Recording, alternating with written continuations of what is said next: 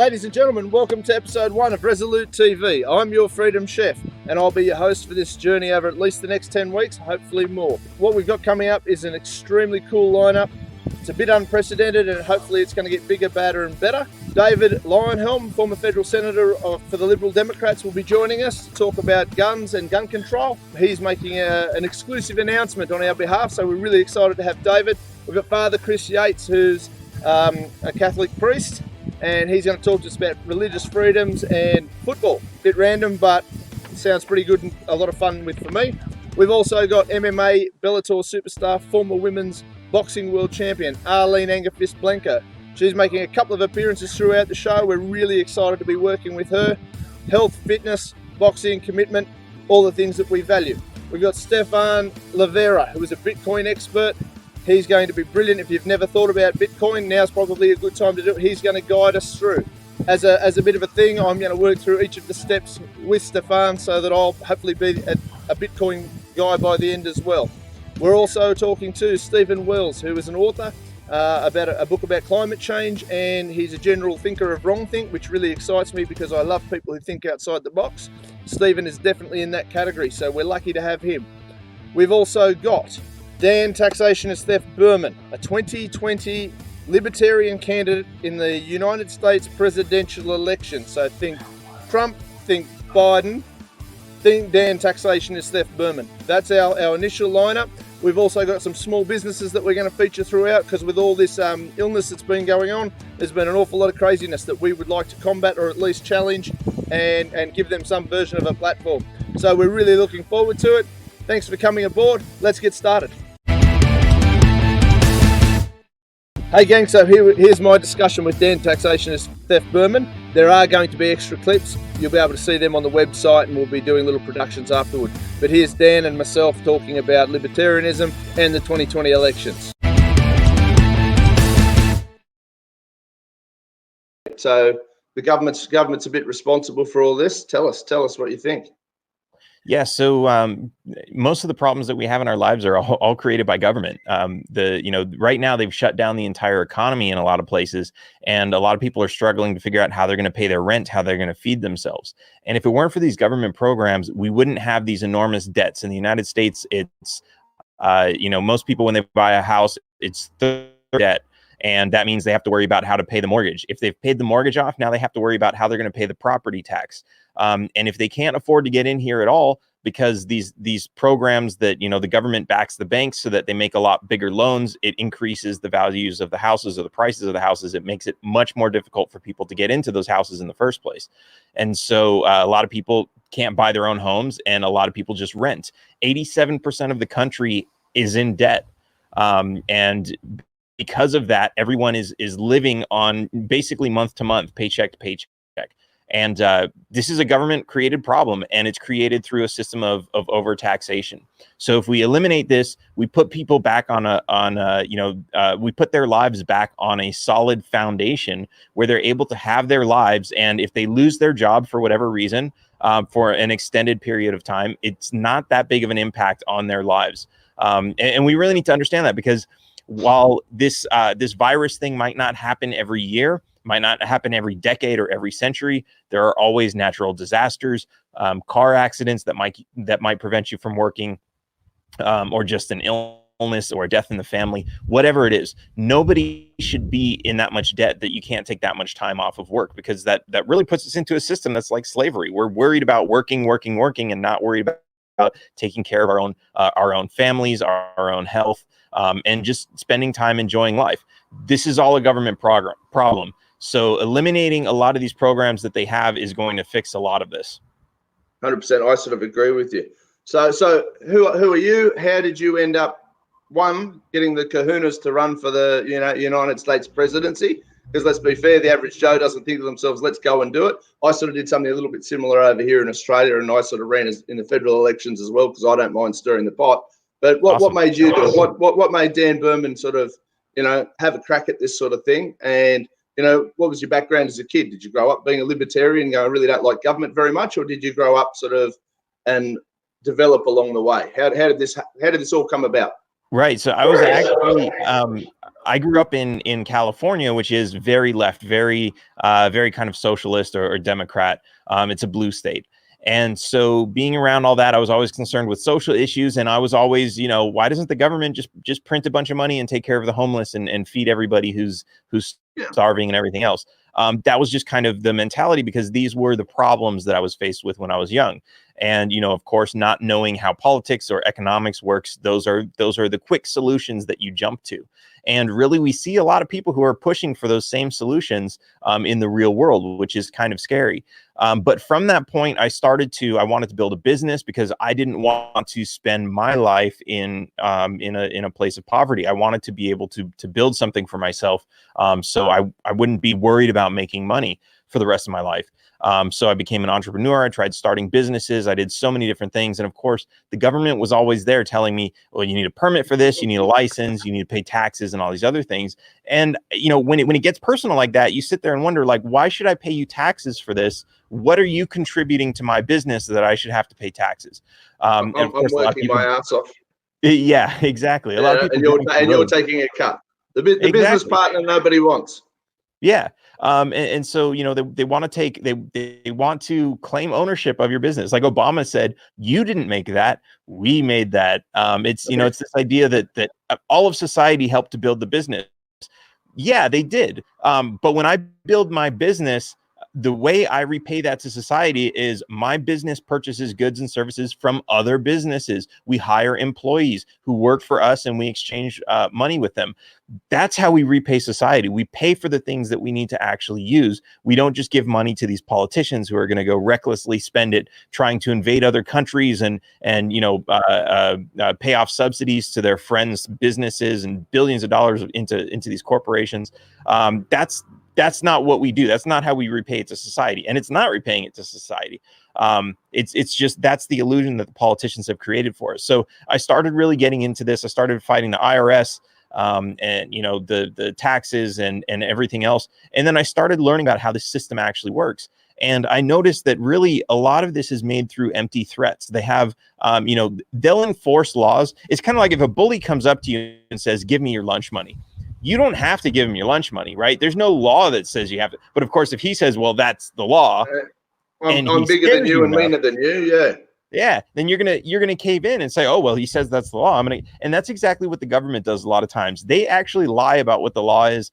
They send enforcers out that violate the Constitution and violate your rights. And this happens all the time, but they're intimidating you into complying with things that you don't have to comply with. And once I realized this, and I stopped complying, I started, just a full-on retreat from government. I got rid of my driver's license, my vehicle registrations, everything else. And I decided I wanted as little participation with government as possible. And in doing so, I realized how little power they actually have to enforce a lot of these things. And then I started talking about it to other people, and just the way that other people lit up, understanding that this idea of freedom means we shouldn't have these bullies that work for the government that run around telling us how to live our lives. People just lit up, and they responded so well to this message that I continued to spread it. And this message has actually spread all over the world. Of course, in Australia, people all over Europe, Asia, Africa, and South America they're really tuning into this message, and they're really supporting it. So it seemed, because the federal government is the basis for a lot of the problems, like a lot of the major problems in the United States, I figured that's where I could attack and say, these are the programs that we need to get rid of. And so it just kind of became obvious that running for president would be a great way to do that. Getting into politics is something I never wanted to do. I used to like movies, making them, watching them, video games and computers, playing them, programming them, and these sorts of things. I'm kind of a technology nerd, and I never thought I would be getting into politics. But after a certain point, it's like you recognize that this has to be stopped, and nobody else is going to do it, because the people who are actually politicians and lawyers and these other things, they're fighting against us, every single one of them. We don't have somebody who's fighting for us, and so if that has to be me, that has to be me. So I got up and did it. Hey guys, I am Dia Beltran, co-host to Resolute TV alongside Dean, the Freedom Chef, and I am here to tell you about Arlene Blencowe. We're very excited to have her on the show. She is a two-time former world boxing champion and is a current fighter for the Bellator MMA, and we got her pro-woman. It's awesome. Take a look. Hey, you're welcome. It's great to have you on. For anyone who doesn't know you, who are you? What are you all about? I've got a bit of an idea, but it's pretty impressive. Well, formally, I like to say I'm a professional athlete, but if I want to scare people, I say I'm a cage fighter. No, I'm a professional MMA fighter. I started off with boxing, so I'm also a professional boxer, a two-time world boxing champion. But the last few years, I've been focusing on MMA. I'm signed to Bellator MMA in America. I'm currently ranked number 4 in the world in my weight division. Is it rude to ask in this context? Is it rude to ask what weight division? I know you don't normally ask the lady, but I even get the questions. People look at me and like, "What are you weighing at the moment?" And I'm like, "Oh, is that because I look overweight?" No, I fight at 66 kilos, which is featherweight. In MMA, and that's 66 kilos in boxing's welterweight. So yeah, right. I fought anywhere sort of like as an amateur boxer. Back when I was an amateur boxer, there were only 3 weight divisions in the Olympics. It was I think it was under 57, which I don't even remember the last time I weighed that, under 61 and under 75s. So I actually stepped up and fought in under 75s. And I fought as low as 61 kilos. So I fought between 61 and 75 kilos. Yeah, right. Yeah. That's pretty exciting. So who in the world stage would people know that are in your sort of weight class? Who is in your division? If you're ranked number 4, who are you gunning for? Most people that follow the sport know Chris Cyborg. She's actually going to be my next opponent. She's the number 1 in the weight division. Actually, in saying that, I guess Amanda Nunes is technically number 1 from the UFC because she's the bantamweight and featherweight champion. But Chris Cyborg, yeah, she's number 1. For anyone that sort of knows the sport, I mean, back in the day, everyone used to say to me, when are you fighting Ronda Rousey? Because she was sort of like, pretty famous, and she put women's MMA on the map for all of us and sort of led the way with, leading, like headlining shows and showing the world that women can perform and, fight just as good as the guys. Yeah, she really did. She was very badass, no doubt about that. Yeah. But now she's playing with the WWE when she's not farming. So are you a farmer as well? She's focusing on the farming and the home life at the moment, and yeah, good on her. She looks really happy, and that's at the end of the day, that's what life's about. She she did what she did in MMA, paved the way for us fighters, made a name for herself in the wrestling, and yeah, it's she does seem to be having a good time and well earned. Yeah, good on her. Well, now it's your turn. Yeah, that's it. So on top of being an MMA ass-kicking machine, I suppose we're allowed to use that term, you're also a mum. I am. I do. I've got 2 children, Kayla and Kian. I was a mum at a young age, so I sort of started the home life, being a stay-at-home mum at an early age, and then sort of went into, then I separated from the kid's father, so then was a single mum, and then I sort of that's when my fighting started. So the last 11 years. Was that with the kid's father, or was that just in the ring? You weren't bashing him up too much, I hope. No. The fighting's definitely just for the cage. But don't get me wrong, there's probably times that I do want to I think that's every relationship, isn't it? Yeah. No, so yeah, I've been fighting now for 11 years.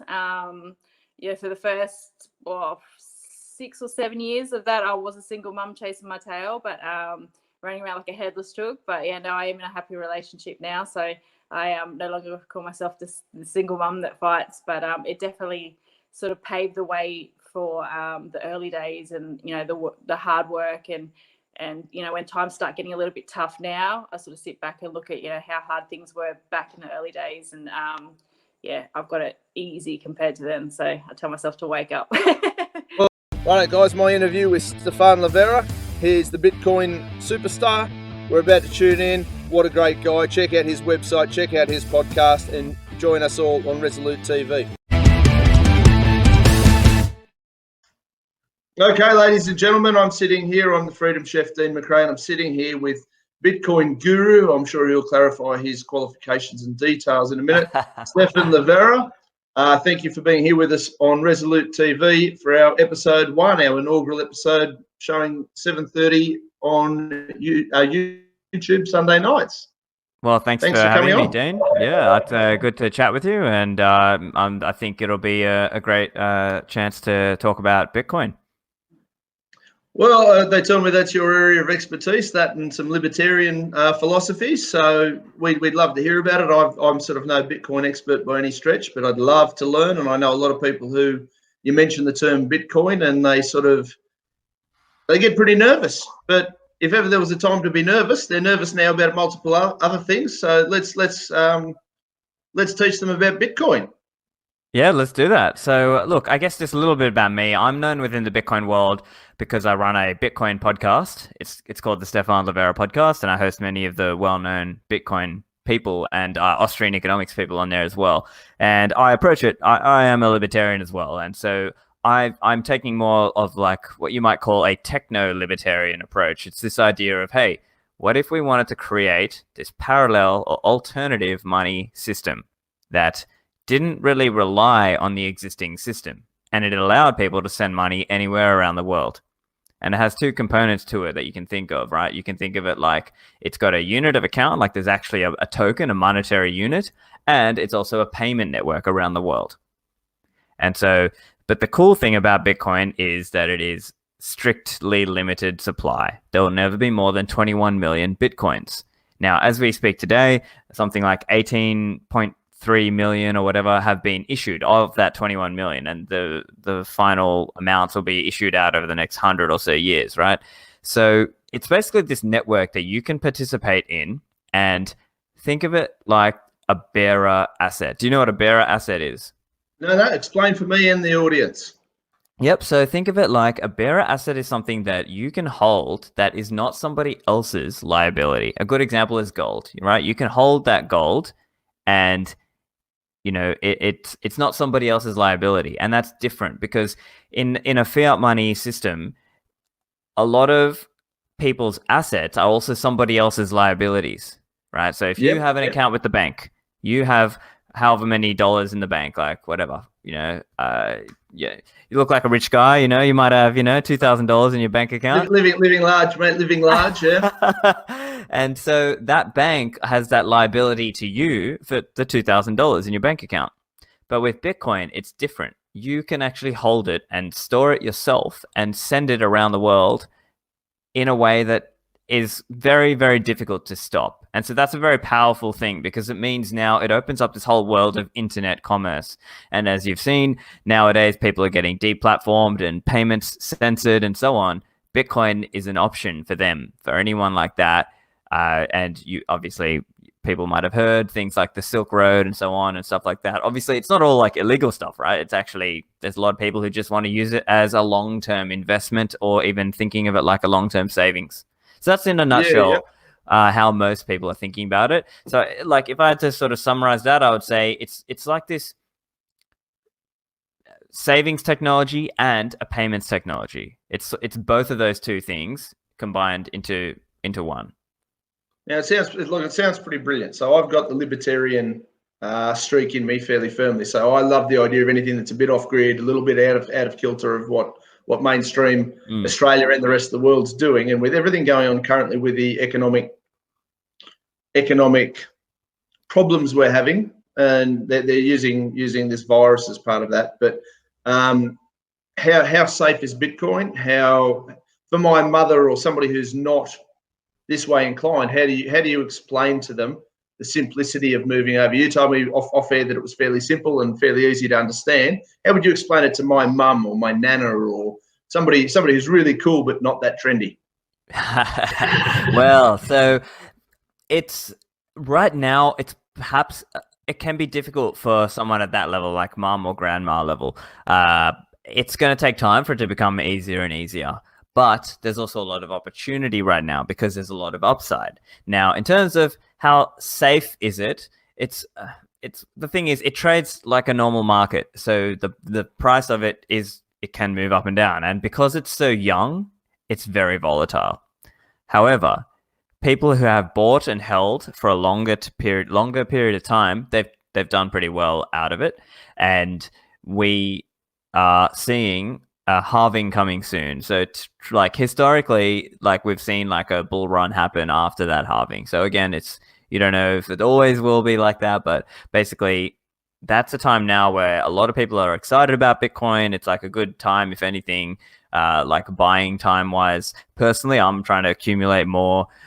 So yeah, but anyway, in terms of how people can use it, basically the way you do it is you might start by downloading a Bitcoin wallet. You can download one on your phone. So a good example on Android is this one called Samurai Wallet. Another one for iPhone, you might look up something called Blockstream Green, or another one called HODL Wallet, like HODL Wallet. So there's some good example ones that you can just download.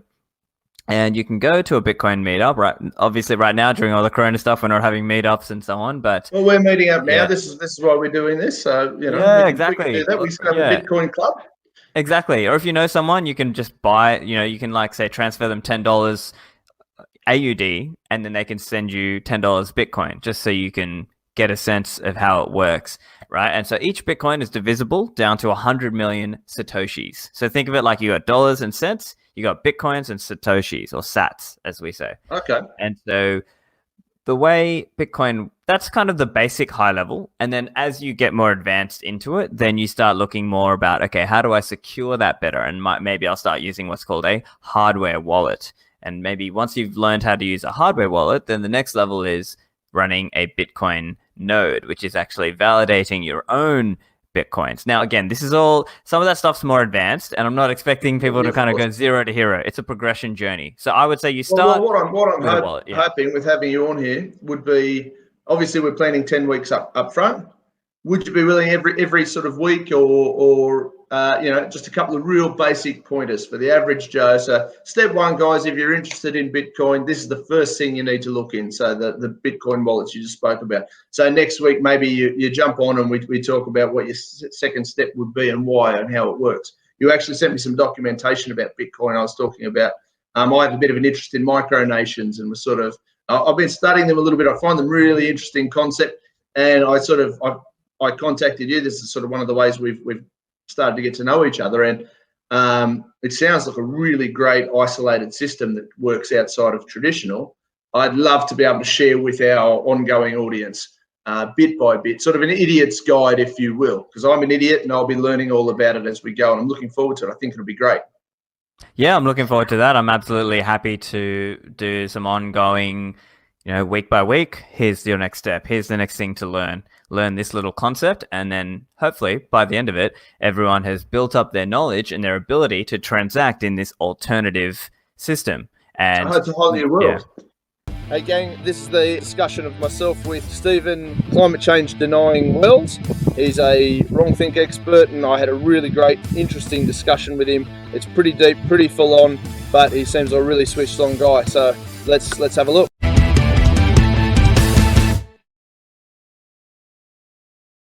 Okay, ladies and gentlemen, and Resolute TV episode number 1. Our current guest is Stephan Wells, author of a book called Confessions of a Climate Change Denier. He's a thinker of inappropriate thoughts, a bit of a general troublemaker, he tells me, and a pretty cool, fun guy from what I've seen, and I think he's going to add a lot to this program. So, Stephan, can we talk to the people about who you are, what you're about, what got you to this point, and go from there? Yeah, look, about 6 years ago, I got interested in the climate change debate just by getting caught online by somebody who knew more than me. And I thought, well, I'll go and research that, and I'll put you in your place next time I meet you. Ended up finding out that I was completely wrong, and then had to go and learn all about atmospheric physics for 6 years, which ended up me writing a book. And along the way, I've sort of found out why the climate change scam was being orchestrated, which was basically to bring in a one world government, get rid of national borders, and just bring in a new financial system. And then with all of this stuff with the COVID-19 stuff going on. It's become pretty clear that they've found a much faster way to get to what they want, and that's what's currently being implemented now. Yeah. Okay. Well, I mean, look, it always takes a big man to have a debate and have somebody kick your backside in it and reevaluate your position and go for it, which is pretty cool. Now you've brought up the current COVID, and I've sort of noticed a lot of your public posts and things like that. You seem pretty staunch on what you think's going to happen and why. Yeah. I've done a little bit of research into it, but the show's not about me. It's about these interesting people such as yourselves. What gives you these thoughts, and what makes you think that this is the sort of thing that's going on? Well, basically, there is an Imperial College of London report about how to respond to the coronavirus, as well as previous documentation that leads back about 10 years, all the way to the Rockefeller Foundation and a scenario that they put out in 2011. And so basically all the advice that the government are getting, they're getting from somewhere. It's not like it's just come out of nowhere and nobody's thought about what would happen with pandemics before. So people have been funding a totalitarian solution to a pandemic for about the past 10 years. And what would they recommend governments should do should a pandemic come again? Of course, pandemics are always going to come. We're always going to have new viruses, new illnesses that we have to go. Like, you go back through the last 100 years, there's plenty of times when an illness has come around and made a lot of people sick. The difference is that these people have decided beforehand that when the next one comes, this is how they're going to respond to it.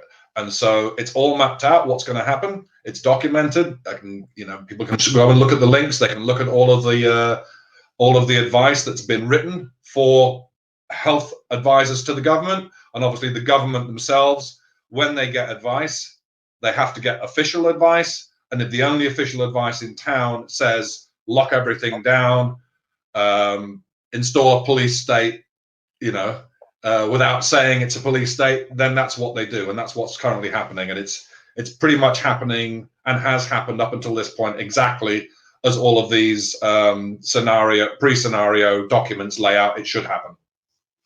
Yeah, right. I mean, it's obviously a scary time for people anyway, but I have a feeling that some people have a different reason for being scared than others.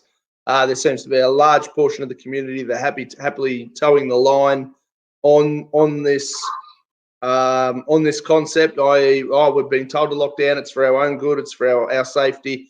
It's, aren't we so lucky to be so safe and protected? And then there's people a little bit more like yourself, and people like myself are a little more skeptical and a little more open to looking at other things and possible ulterior motives. Now, I don't buy into the conspiracy theorist of the whole thing, but I do, as a libertarian, have a natural aversion to a police state and a totalitarian state. How much further do you think they'll go, or how long will it take before they give some freedom back, and in what capacity do you think they will, if they will at all? Well, it's going to be staggered. So the Imperial College of London report, which is what they're all the governments are basically basing their decisions upon, it's a staggered lockdown. So we'll get the first ease up of the lockdown probably, between sort of June and August, depending on the country. So July is the rough estimate for the first end of the lockdown, which is to deal with the initial surge of the virus. There'll be a reprieve. Some of the restrictions will be lifted. How many, don't know. All of them, some of them, but there'll be a reprieve. And then the case numbers will go up again, and then the lockdown will happen again. And basically what has been planned out is 6 lockdowns between now and the next 18 months, 2 years. And the end goal of this particular virus is to have a vaccine out there. And it's very, very likely by the time that vaccine comes around that you being released from lockdown permanently will be dependent upon you agreeing to take the vaccine. So forced injections of whatever substance. Not so much forced, but if it is like, it won't be like forced you must. It's like if you don't have to. It's just if you don't, then you'll have to stay in the lockdown scenario. You know what I'm saying? So it'll be conditional release is the way it will work. Funnily enough, I heard a little report from a mid-tier mining company over in your home state that's apparently started sending around memos to all staff that they, if they wish to maintain employment with said mining company, that they are obligated to all have the flu vaccine. Yeah, take the flu vaccine. Which is, it could be perceived as a way of training people to getting used to pretty well. Listen, you will take what we tell you to take when we tell you to take it, which certainly rubs me the wrong way. It should rub you the wrong way that you getting a job is conditional on you taking medication against your will. Yeah. It doesn't matter whether you believe that vaccines are dangerous or whether you believe vaccines are the greatest thing since sliced bread. Makes no difference. The point is that it is already legal to make your employment conditional on having a vaccine, and that which is considering very all the things, of course, and all the things that allegedly your employment can't be conditional on. It's ironic that things that they're making them conditional on actually involves them penetrating the human body with a substance, as opposed to having wrong think or being gay, straight, lesbian, black, white, a monkey's uncle, whatever the case may be. It's a terrifying thought. I mean, as my libertarian base, I feel that's my base, home-based philosophy. And there are little variations, but if you're not harming somebody else, you should be free to go to work, and you should be free to pay your bills and own your home and do all of these things. But they've got around that, haven't they? Because they are now saying that if you don't take the vaccine, you are a danger to other people, and therefore, so that's the argument you've gone in. So they've sidestepped that libertarian argument and basically said, look, they started off with aged care homes, and then nurses, and hospitals, and then it's all hospital workers, and it's the mining industry, and then the next thing you know, it'll be all jobs. Of course, and ironically enough, as I've noticed, the argument with climate change used to be anybody who didn't just jump on. Now I'm sort of a bit centrist on it. I'm not as far convinced, but I haven't researched it as much as you have. So I'm still sort of open on the idea. But the arguments, the way they used to win the argument was saying, if you're not all for the climate change narrative, you're an evil person who wants people to die. Now they're already doing this with this particular virus or this illness, and if you're not for a complete lockdown of all society, you want people to die. You want your nana to die. You want your relatives to die. You're an evil person. And I don't necessarily feel I want people to die, but an ugly truth is that they all will. We all will. Yeah. I will. They all will. Nobody gets out of life alive. And that's the other thing about this particular strategy that they're using. What the politicians are not telling you, which is in all of the documents, is that this strategy to basically spread out the disease over a longer period of time, it's not actually designed to save anybody's life. It's designed to save the hospital system from collapse. That's all it's designed for. It's designed to make sure that there are enough beds at once. It's designed to make sure that there's enough ventilators at once. Now, if you think about it, even if you say, okay, well, that's valid and the virus is real and there's nothing dodgy about the statistics. If you believe all of the government statistics, and then you say, okay, well, the problem, if we identify the problem, is that there's not enough ventilators for a crisis. So, like, if everyone gets sick at once, there's not enough ventilators. All right. So but the only solution that's been given to this problem of not being enough ventilators is to destroy the economy. $1.5 trillion of borrowed, printed, fake fiat money has been printed because there aren't enough ventilators. Don't you think it makes more sense to have a manufacturing push emergency to make some more ventilators? Wouldn't that cost a lot less? Wouldn't that take less than 2 years? 100%. I would be 100% on board with that as a concept. And funnily enough, a couple of our other guests who are yet to formally announce that they're on board are actually involved in. They know a lot about the cash bans and these sort of things. They all link in my opinion. Absolutely, there is a big link in, and a big part of what you were saying before about the only reason they're dragging it out is to is for hospital beds. I would say the other thing that they're doing is to get people used to the fact that they are going to be in lockdowns. Well, and that they when I say that's the only reason, that's the only official reason. Yeah, you know, it's not. It's got fuck all to do with any of it, really. You know, like it's not like they haven't got enough. It's just that's what they're saying they haven't got enough of. But that's their excuse that they're using. But yes, cash bans, microchips, forced vaccinations, forced testing.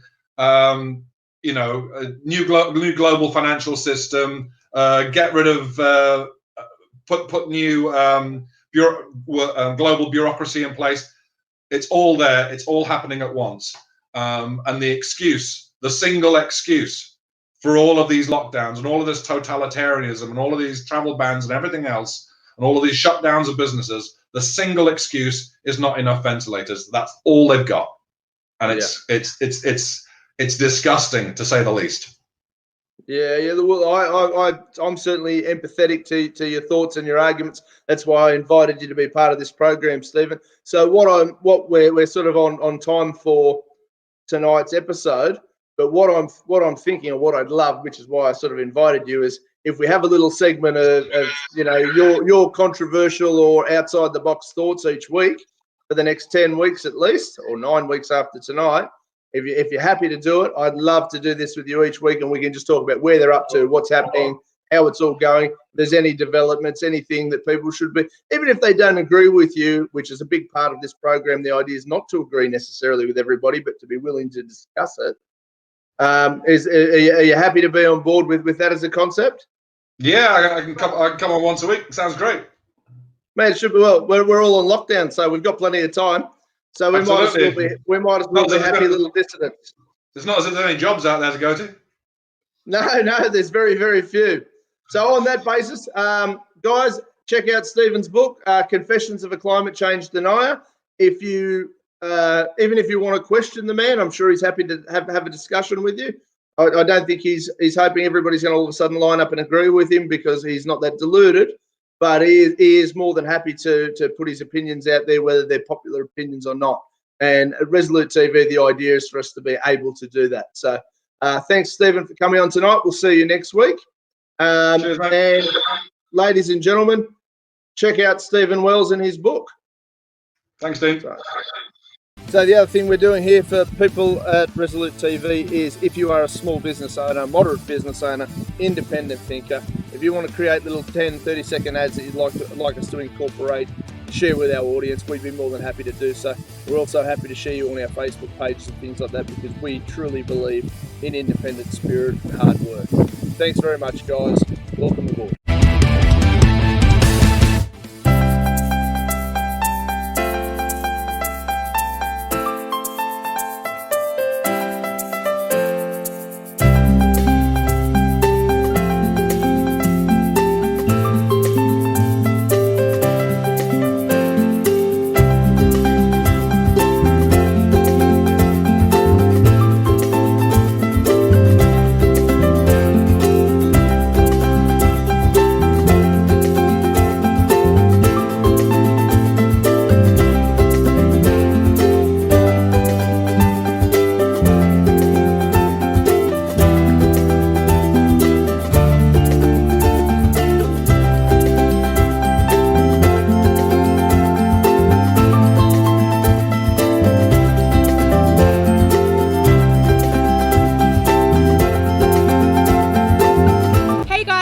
Introduce to you a fantastic guest, Father Chris Yates to Resolute TV. We love having him. He's a Manchester United football fan and a man who belongs to the Catholic Apostolic Church. So this is predominantly to do with Brazil. You'll hear all about it right now. Ladies and gentlemen, welcome to Resolute TV. This is our first inaugural episode, and one of our first inaugural guests is Father Chris Yates. Catholic priest, Manchester United fan. So I thought I'd, out of encouragement, show you the Arsenal jersey. Now, a few people have questioned me about having Father Chris on, considering that it may be a bit boring or a bit uninteresting, or why would you have this guy on? Obviously, there's a bit of a stigma attached to your profession. Let me assure you, this guy is anything but boring. And Father Chris, tell us a little bit about yourself. This is our first interview, so what we're going to try and do is sort of do a real introductory vibe, let people know who you are, and then hopefully over the next 10 weeks, we'll just do little bits and pieces of religious freedom type discussions and other theological stuff. Sure. Well, the main reason that or my life begins with the fact that I am a Manchester United fan, as you've just said, because those who know English accents will be able to hear that I am from Manchester. Although I've spent most of my life kind of on the edge of everything I've been involved in, and so just like that with my birth, I was born on the edge of Manchester, so you can't win. I'm from a place called Altrincham, which is in the historic county of Cheshire, which is technically not Manchester, but is now part of Greater Manchester. But for those purists, I was born just over the river Mersey into in Lancashire itself and in the city of Manchester. So that's where I'm from. I'm from a pretty standard working class family, a non-religious family. My parents were nominally Christian, I guess, but certainly didn't go to church or didn't take me anyway. And so I was reasonably bright as a child. I went to the local grammar school in the end to do my A-levels. So I had a kind of a good schooling, free schooling. It's an exam-based approach in England. And then I left Manchester at the age of 18 and moved to Oxford, where I went to study geology and didn't really last in that field. And so left and was a bit of a dropout. I, did kind of jobs as a labourer, as a coffee shop worker and that sort of thing. And then I applied to join the police. And so I became a policeman in Thames Valley Police and eventually in the Metropolitan Police in London. I was a policeman for 10 years and I was on the riot team and did all those kind of sexy jobs that people associate with policemen, all the rough stuff. So I had anything but a sheltered life. Towards the end of that time in the police, I had been attending a church since I was about 17, 18. I'd come to faith through actually a kind of Baptist charismatic tradition. As you can see in what I'm wearing, that's not where I am now, but that's where I encountered the gospel, if you like. I knew the stories of Jesus, but I'd not seen faith in action before that. As I deepened my scholarly understanding of Christianity, of church history, I felt called to the priesthood. I'm happy to talk about that at any time. It's not. I hate the anti-language that Christians use. They say things like, "Oh, well, Jesus told me." I think, well, did he send you a telegram? Did he send an email? Yeah. I think these things are really, really unhelpful. I mean, they are hilarious. They're laughably silly. They're well meant, well intentioned, and people within Christian circles understand what they mean by that. But actually, even when I was an established Christian attending church, I really didn't know what that meant. I now know what it means. It means that we think deeply, like any human being does. We consider ourselves, we think deeply about a subject, we look for the signs that the way we're thinking, what we're thinking of doing is the right or the wrong thing to do, and we make a judgment based upon that.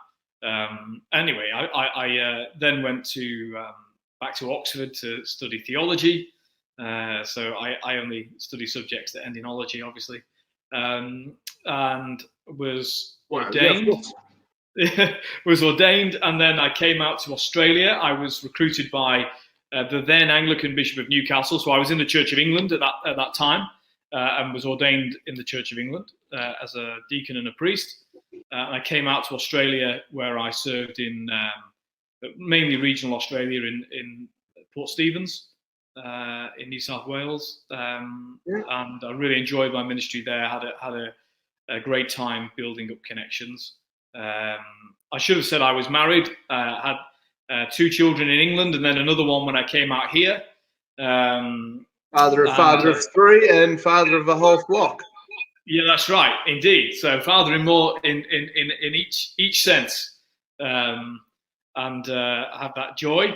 And so after ministry here, I was here for 6 years. I kind of realised that really, although I was always in the Catholic stream of Anglicanism, I saw the limitations of that, and really that Anglicans, particularly in this region of New South Wales, really aren't interested in, or how to say this delicately, we're heading on a path towards a more social justice, liberal view of Christianity than was the Catholic faith. So I went back to England and was the vicar of Eastbourne on the south coast of England, had a massive shrine church, a very supportive bishop, a wonderful bishop there. But sadly, my marriage failed, and I came back to Australia eventually, and had some time out from active ministry, as I think is necessary and needed when you've been through such a thing. And during that time, I worked for a couple of federal senators as a staffer, including Senator Leyonhjelm, who I know you've got on this show. Senator Leyonhjelm's coming on. Who else? For argument's sake, you allowed to tell us? I briefly worked for Senator Brian Burston. Okay. And so, I worked briefly as well as a contractor for the New South Wales Department of Planning in the sort of media and comms environment before moving back to full-time education with the Australian Catholic University. And that's what I'm up to now. I'm back living in Newcastle. My other half is Dr. Jennifer Buckingham of the, for 20 years worked for the Centre for Independent Studies in Sydney. A good libertarian. You'd like her very much, I'm sure. No doubt. Has done some great work in education, in science and evidence-based reading instruction in particular. Now works in private industry, continuing that fight. So basically, I kind of had my police experience and my working as part of an establishment church experience and political experience. And in February this year, I was ordained again into the Catholic Apostolic Church in Australia, which is a branch of the Brazilian Catholic Church. And so for a layman or somebody like I'm non-religious, as we've sort of previously discussed in our chats, how would you explain the difference? How would you sort of come to people and say, there's so many different denominations, so many Absolutely. And it's very unhelpful. It's very unhelpful, and in fact, there shouldn't be so many denominations. I mean, as both a theologian and as a follower of Christ, that we know there is only one church. There is only one God, without getting into theology at this early. And so we have to accept that we live in an imperfect situation in the life of the church.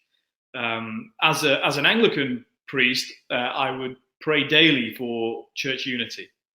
Now, church unity means that denominations need to end. And so I think we're starting to see, just as we had in the persecutions of Christians in the first 4 centuries of the church, there's a renewed persecution of the church. It's not, in some countries it is martyrdom, in some countries it is a red martyrdom. For the most part, and certainly in the West, that martyrdom is not one that costs you your life, but one of reputational attack. So, but to answer your question, the Catholic Apostolic Church in Australia, being part of the Brazilian Catholic Church, The Brazilian Catholic Church schismed from Rome, but maintained the valid orders. So the first bishop was a Roman Catholic bishop, and that's continued the apostolic succession to our day. He schismed with Rome over many factors, of which people can research themselves if they want to. But he was a bit of a reformer. This was ahead of the Second Vatican Council. This was in the 30s and 40s. And amongst other things, he believed that priests and bishops should be able to be freely married. He believed that divorce and remarriage should be dealt with differently within the church. He believed that priests, bishops, deacons should be able to have their own income, thereby relieving the burden on the poor. They very much had a vision for the church amongst the poor, and as is actually proving to be the case now in Australia, they close churches where communities can't afford to support priests in the major established churches, Anglicans, for example.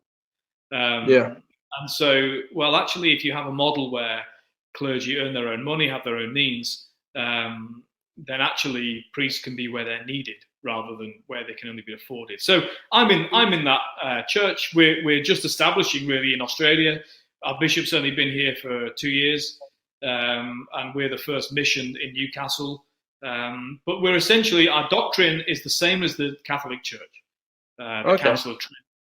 I guess the bit I really love about that's the self-sufficiency element of your sort of religion. A big question as a libertarian, you go, well, why should the government fund people, and why should the church all be funded by poor people as well? It opens a pretty interesting theological. There's also technical questions around that. I mean, if you look at, there have been various models of the state and the church interacting. My personal view and my theological view is that where the state and the church are too close, both suffer. If you look at the extremes of the wickedness that's been done in the name of the church can never be wicked because the church is the body of Christ. But when people act in the name of the church, even if they're bishops and priests or popes, when they've done wicked things, is when the church has had too much temporal control. And also there's the shadow side of that. We look at totalitarian countries, Stalin's Russia, China today, where actually the state is over influencing the life of the church, where they believe that they should choose who the bishops are, and therefore have control over what's taught. And so, these arguments are not new. They were being had by Machiavelli in Italy in medieval times, Thomas Hobbes. Which ironically, you'll probably find some Machiavelli's books up here somewhere. I've read them. I've got them in my library. I have an interesting eclectic sort of reading range. But look, I mean, all these things, Father Chris. One of the reasons I selected you to be one of the people that I'd like to reach out to is one, because we do have some common ground, but we also have some differences, which I think is brilliant in today's day and age. Most people sort of find themselves in really, really small echo chambers. I don't want this show to be an echo chamber. I want to give lots of people different thought processes and create that. But I'm also hoping to show that to other people. You don't have to be necessarily, I mean, as I'm officially an atheist, you're obviously a very committed believer. We can have adult discussions and talk about great ideas and thoughts and concepts. And that's what I'm hoping to achieve out of this. I think one of the great tragedies of our age is that, even in having this conversation now, that people think that, well, I've got to think the same way. So if I've said something, if I've been recorded, if I'm on camera like this saying one thing, that somehow if I then change my mind or have a different understanding in a couple of years' time, then, somebody with a button will say, gotcha, this is what you really think. Well, no, I'm a human being. And we change throughout life. I'm, for example, from very much a socialist Labour family. I'm from Manchester, the north of England. Although my paternal grandfather was a Thatcherite and a Tory, so I guess I did have some kind of balance in my family, but not very much so. And I was a member of the Labour Party in England until I was 20. 4, I think. Yeah, right. And by that time, I've been in the police for 4 years and had a different view of an increased role for government. And so, you know, and I went on that natural journey. And now, I mean, I think we met at the Friedman Conference in 2017 or 18, I can't remember. And, you know, my talk was on Our Lady of Grantham, Margaret Thatcher. So, you know, we are allowed to evolve. And funnily enough, when I worked in London, I used to cook for Margaret Thatcher. She was a regular at the restaurant. I spent 2 years working in Piccadilly Circus there. The Iron Lady was a regular in there. It was, you know, it was a brilliant old restaurant. Absolutely loved the experience, but it was a real political class driven venue. Oh, yeah. Margaret Thatcher was one of them. You know, it was an amazing spot. So it's really a lot of my family, you know, not my close family, but my extended family, you know, they don't talk to me now. Right. So you've been bitten by that bug. Yeah. I mean, that's part of this. It's that sort of thing's sad. You know, if you can't have a difference of opinion with your family and your friends over just about it, other than football, and possibly, you know, beer and wine. We need to navigate, you know, the value there. But I mean, you know, you should be able to have a difference of opinion. You should be able to discuss it. And if you're that offended by somebody else's idea, does your argument or your perspective have enough merit that it can stand on its own if you've got to be offended by somebody challenging it? That's just my thoughts as a bogan Aussie. I mean, I would bring it back to first principles on that. I mean, I would say that one concept that unites people, I mean, people who seem wicked to us still have a commitment to this, is this idea of love. People want to think of themselves as loving people, unless they're really, you know, possessed beyond all hope, ideologically, demonically, whatever you want to say, you know. But we would all say, well, we believe in love. Well, if love only extends to people who you like, or who do nice things to you, or who agree with you, or who flatter your ego, that's not love at all. That's actually, you know, just kind of having your needs met. It's actually quite selfish. It's a bit egocentric. I like you because you agree with me, not because I like or love you, or it's because we have the same. We're both Arsenal fans, therefore we must be best friends. But we can't be friends. We must be at war if you're a Manchester United fan. It's a simple way of pointing it out. It is. I mean, it is almost. Well, and that's why it's actually counter-evolutionary in many ways. I mean, you know, we have ways of thinking in our brains. Which, I mean, and I'm not claiming to be, you know, I'm not a psychoanalyst, and I'm not an evolutionary biologist either. But we have mechanisms in our brains that are quite useful, that are kind of binary. So you're walking through the jungle in India, and you see a tiger, and your brain doesn't serve you well if it says, well, is it a nice tiger? Is it a friendly tiger? Is it not a friendly tiger? Your brain is served by going, that's a tiger, get out of here. Okay. Yeah, of course. Now, as human beings, we're capable of far more complex thoughts and ideas. This is the study of philosophy, of course, and actually that reflex goes against our best interests. And so, whenever we reach a binary, and we're all guilty of it. I'm not. One thing I am is a sinner, and I know that. And all this nonsense. From my understanding, every human is. Therefore, everybody's fallible? Yeah, everyone except Jesus. But St. Paul famously said, you know, all have sinned and fall short. Jesus was a chef, wasn't he? What was that? Sorry. Jesus, he was a chef, wasn't he? Oh no, he was a carpenter. Carpenter, he was a chippy. Yeah. Skilled worker is the Greek word. We say carpenter. Skilled worker is the word that's used in Greek, but in any case, he was kind of working class. So I think when it comes to relationships with people, unless we're willing to give the devil his due, to use a phrase, you know, people can have opposing views, but hold them with the best intentions, and in fact have a rationale, a philosophy behind it, which is coherent, and I can just go, yeah. I understand that and I respect that. I have this different view and they can respect that. It tends to be simplistic where we say, well, everything about your view is evil. So even though I think socialism is the wrong way to live, that doesn't mean I think all socialists are evil. Of course, yeah. Doesn't mean I don't think some socialists are worth listening to, 100%. or have done wonderful things which actually non-socialists have then been able to develop.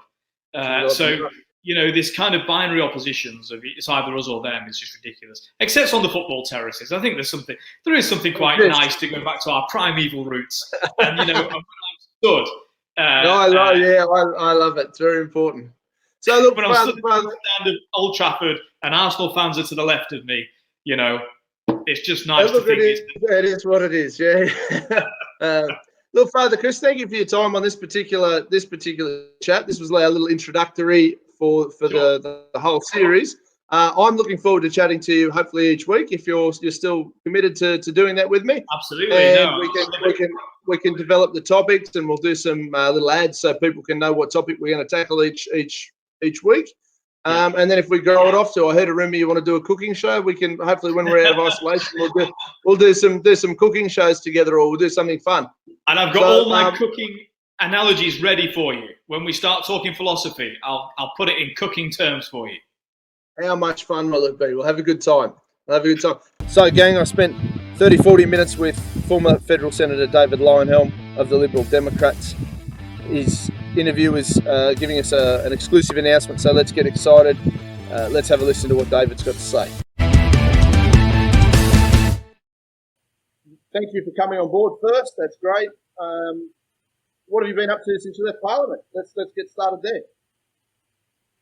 Well, I suppose I went back to what I'm good at, which is making money, and so I've gone back to my business, my company, and it's doing very well. It's quite successful, and I won't be needing any subsidies from the government. It's doing quite well, but I've also been doing quite a bit of writing. So I write for the Financial Review still, write for Penthouse still, and other odds and sods at times. And the main thing that I've been writing is my book. The book is on gun control, and in fact the working title, and I've got it up on screen on my other computer here, so I will refer to that from time to time just to refresh my memory. It's called Gun Control, what Australia did, what other countries do, or how other countries do it, and is any of it sensible? So it's aimed. So I've been using my time to finish this book, and it's now finished. It's ready to go to the publisher. The publishers like. So this is a bit of an exclusive announcement that you've got a book coming for the people, and I've got your first book, and I've read it. Great read, and now what you're telling us is there's another one coming for people to get excited about. Yeah. So this one is specifically about the gun control issue. It's aimed at quite a wide audience. So there's people who know about guns who might be sporting shooters but have never thought about the arguments as to why it's okay to have guns and to like guns and to shoot them and enjoy it. And then there are people who are not that interested in guns per se, but are generally sympathetic to the idea that the government shouldn't interfere with something that you're doing when you're not hurting anybody else. And then there's all the other people who have been told over and over again, Australia's gun laws are a model for the rest of the world. America is stupid because they won't adopt Australia's gun laws. And the great lie, the massive lie that gets told all the time, that when Australia adopted its gun laws in 1997, that stopped mass shootings. It's a huge lie. And so the book is quite broad-ranging, really. It's aimed at all of those sorts of people, from the relatively informed shooters through to the totally uninformed who've just heard on TV that Australia's gun laws are wonderful and America's a very violent place, and aren't we clever for having solved that problem? So, and it goes through quite a lot. And if you bear with me for a minute, I'll actually give you a little bit of a thumbnail on its contents. So I have I'm just getting it up on screen here so I don't miss anything.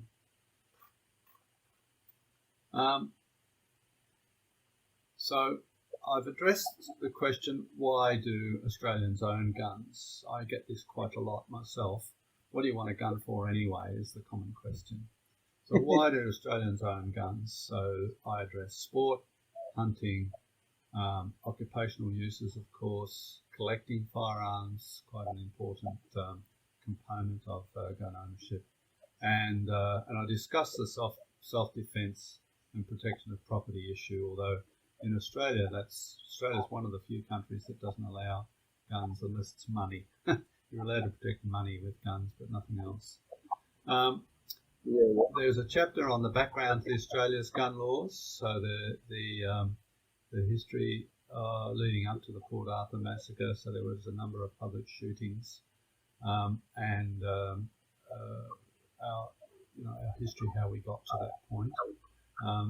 There were about 5 public shootings that were influential, starting with the Milperra massacre and then going through ones in Melbourne, one in Sydney, Strathfield, Queen Street, Hoddle Street, and then Port Arthur.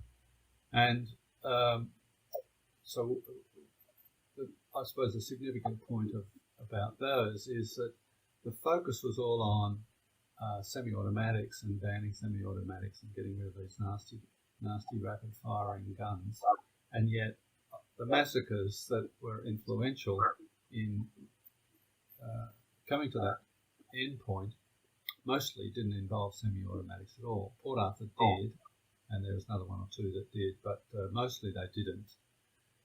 I then spent... So the correlation is what there is what you're saying. Yeah, so, it's demonising a particular type of gun when that gun wasn't even the main factor in any of them. The only common factor in all of them was that they had was a firearm and it had bullets in it. It's sort of it'd be equivalent, I suppose, to if a Ford has a car accident, well, all Fords must be banned because they're dangerous and somebody got hurt. I mean, not as an ad for Ford, but I mean, blaming a particular type of gun would be similar and akin to that, I suspect. Oh yeah, or blaming a Ford with an automatic gearbox instead of a manual gearbox, even though both kinds were used to run down people on the footpath or something like that. That's sort of logic. Then there's a chapter on the Howard gun laws. Again, more background to them, what they mean in practice, the detail, the National Firearms Agreement, and then there's a section on the history of guns in Australia. I then have quite a lengthy section on Guns 101. What I find all the time is that people actually don't know much about guns unless they're a shooter, and even a lot of shooters don't know much about guns, it must be said. So what's an air-powered gun? What's a rimfire? What's a centerfire? What's a shotgun? There's a little bit on suppressors or silencers, as the media like to call them. There's a discussion with pictures, quite a few pictures, showing automatic firearms, semi-automatic firearms, bolt actions, lever action, pump action, brake action, falling block. There's a discussion about those Australian firearm categories in the National Firearms Agreement. Category A, and which we all know is the shotguns, most shotguns at least, but not lever action shotguns for stupid reasons, and rimfire rifles. Then category B, and category C and D, which most of us can't get, and category H, which is pistols, and then there's prohibited ones. And then there's discussion about how to legally own a gun in Australia. Very few people, unless they've tried to get a gun, actually know how to get one. And there's all sorts of stupid statements made, particularly by Gun Control Australia. Sam Lee's very good at trotting out lies about this. You could just walk in and buy a gun, which of course we all know is not true. And the rules are very strict. So there's a description of if you want to own a gun, this is how you have to go about it. This is the sort of things you have to do in order to get a license. keep your license and all that sort of thing. Hey guys, my next interview is going to be with a small business owner down on the south coast, Wollongong and Gerringong of New South Wales. Romeo is a cafe owner. He owns 2 cafes, and he's going to share with us his trials and tribulations with everything happening with the current crisis. Going live. Righto, ladies and gentlemen, as part of our Resolute TV, the Freedom Chef's here talking to some small business owners that we'd like to support during this current coronavirus epidemic, and we're going to explore some of the challenges they face. Here on our screen at the moment, deboning a lovely piece of meat, is Romeo Harb, who is the owner of Sea Vista Cafe in Gerringong and Home Cafe in Balgownie. Balgownie's in North Wollongong, for those of you who don't know. Thanks for joining us, Rome. How's everything, mate? Thanks for having me. Oh, yeah, everything's blissful. I hear a whisper of hospitality sarcasm in your voice, mate. How's everything been? Mate, look, it's had its downs initially, and certainly some ups, and I'm sure there'll be more downs as well. It's all been very interesting. We're just taking it day by day, I guess. We've had to close one of the venues.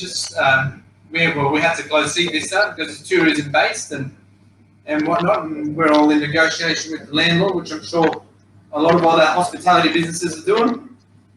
And as for Balgownie, we've got a pretty solid local trade here, and the locals are supporting us quite well.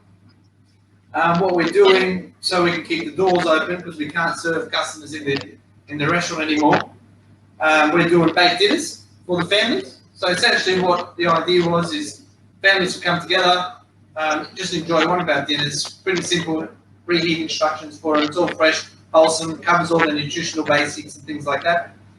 And it seems to be going quite well. I think we fed 180 families last week. The week before was 120, so it just keeps going up. And we're on to our 3rd week now, and I think we're at about 190 families this week. So it's looking good, mate. It's looking good. Oh, mate, look, that's excellent in the current climate, and good to see you sort of thinking outside the box to try and keep your people employed and to keep things happening. It's definitely not an easy industry to be in at the best of times, let alone with something like this going on. Yeah, mate, yeah. I mean, we try and keep it exciting, try and keep it fresh. I've managed to keep all the staff on. That's without the government subsidy. Okay. Is that because you're not eligible for that support, or are you eligible and you just prefer to work outside that scope? Well, there's a couple of things, mate. I haven't spoken to the accountant yet, but I'm not sure what makes me eligible, what doesn't make me eligible. I'm sure he'll tell me at some stage, but if I don't have to use them, I won't. And I think with Sea Vista and things, I might have to, even though we're not actually open, we might do that just so we continue to support the staff there, and so that they stay on board once we can reopen, because I've got a solid crew there and it'd be a shame to lose them. So, yeah, mate, yeah. But if I have to use it, I won't use it. Yeah, nice. So, which is a very admirable way of looking at it. So tell us a little bit about Sea Vista. We've got about a minute and a half left. So give us a quick rundown about Sea Vista. Where do people find it, and what do you do in normal times? Mate, Sea Vista's possibly got the best views in Australia, actually. We've got amazing views over Werry Beach in Gerringong. It's a small town down in the south coast. And we just do good cafe food, breakfast, lunch, all fresh, all wholesome. Specialty coffee, homemade cakes, all the good things people want to see. And you've got great views as well. So we pride ourselves on just good value, good prices, good food, and the customers seem to like it. We're ranked #1 in Gerringong by TripAdvisor. And right, okay, very good. Yeah, we're pretty proud of that. And hopefully once we reopen, we can maintain that. Just hopefully things go. Of course. Well, good luck in that challenge. Now, what about Hone? You Hone in Balgownie, North Wollongong. Tell me what's the story there. Yeah, mate, Hone is I've been here for just over a year now, and it's pretty good. We're kicking some small little goals here in Wollongong, and I must say we're probably one of the few cafes still open, still operating, and we're doing quite well, mate. spending more time, more hours, doing more work, just so we keep the doors open. But I have no problems with that whatsoever, and I'll continue to do it, not just for me, but for my family, and of course for the team as well. So. Yeah, that's fantastic. Well, mate, look, the team at Resolute TV is happy to support you as much as we can. So hopefully a bit of free publicity, and we can support other small businesses in the same way. So look, all the best with the coronavirus, and hopefully you and your guys will be watching the show. Thank you, mate. All the best. Cheers. Back to Arlene and Dean.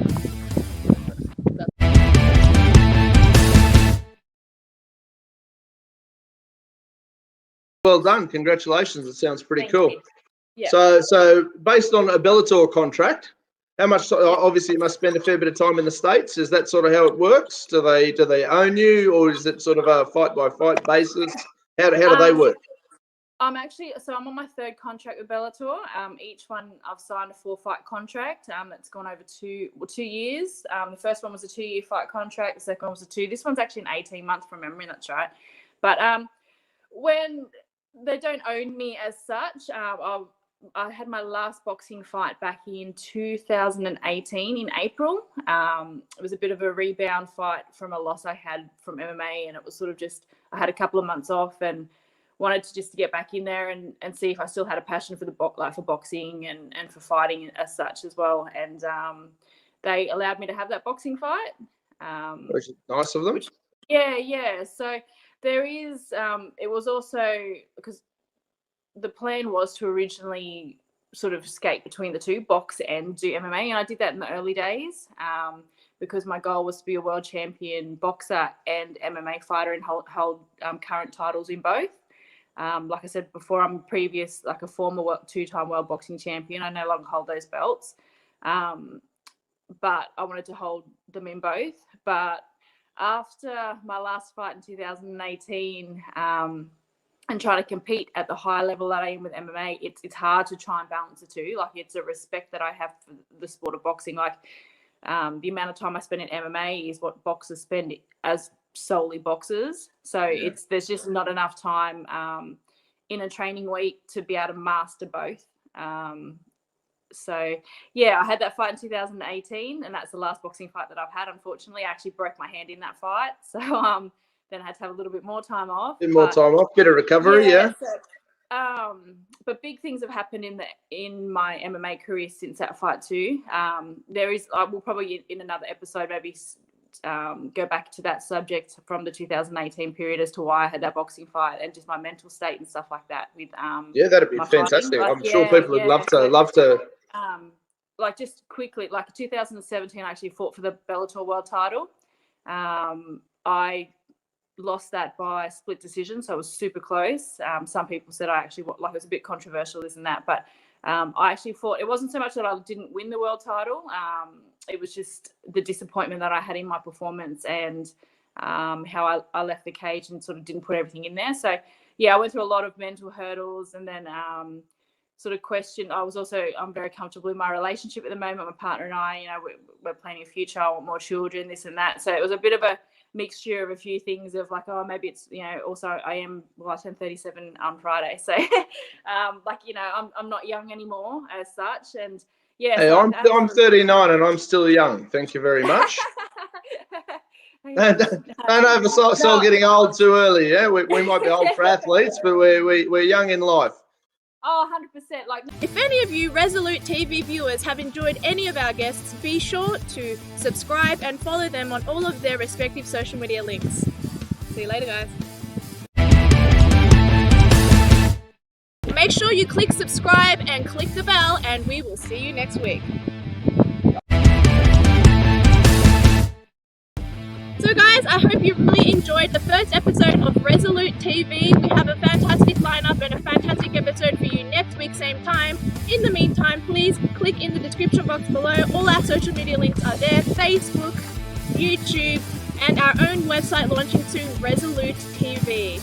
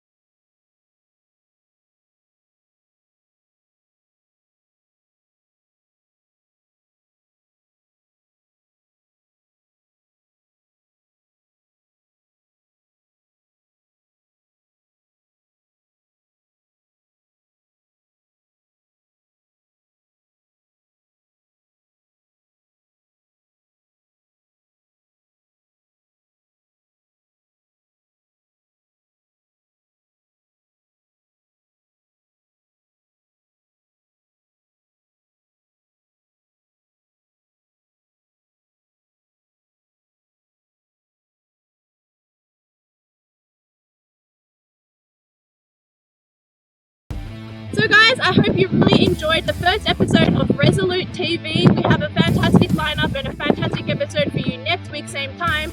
In the meantime, please click in the description box below. All our social media links are there: Facebook, YouTube, and our own website launching soon, Resolute TV.